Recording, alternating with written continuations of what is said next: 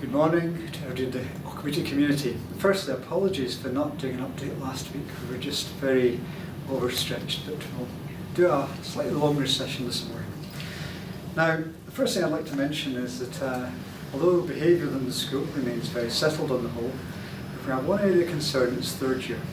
And it's not all third years, but there's a small minority who are causing some issues at the present time. But if you're the parent of a third year student, I would suggest you just have a quiet word with them about behaviour in the classroom and make sure that they're not involved in any of our present concerns.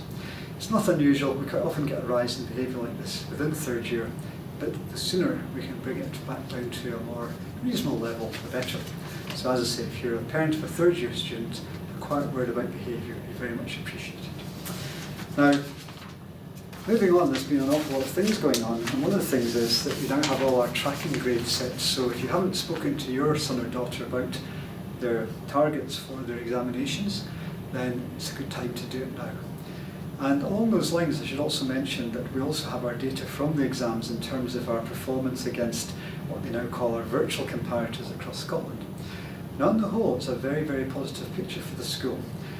If you look at it by those who have the biggest challenge within our cohort, they're doing extremely well. The middle 60% are seen as doing very, very well, but there's one bit that could be even better, and I would have to say that, I've been feeling about this for a while, our top 20% of students. Now, those who are aiming for the Highers and university places at the very top end, we still think there's more that can be done there.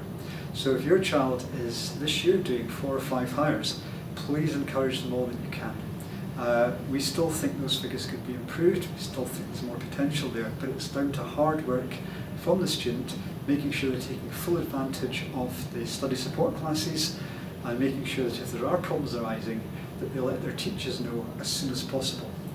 Now, along those lines, we've also set up a mentoring system, so an awful lot of these students now have a contact within the school who will help them with any problems and get them through the year as smoothly as possible. And on top of that, we've also set up an intergenerational mentoring system which will involve members of the local Rotary and indeed some ex-lecturers from the university. Now, this was set up last year, but we've expanded it this year and we're hoping to have a greater impact. So we're doing all we can to support students who are sitting the most exams, but as parents, again, if you can encourage them, it'd be very much appreciated. Now, the only final thing I'd like to mention is that when we ask for ideas in the school and so on, one of the areas that many students mention is about the dinner hall and school dinners and the food and so on.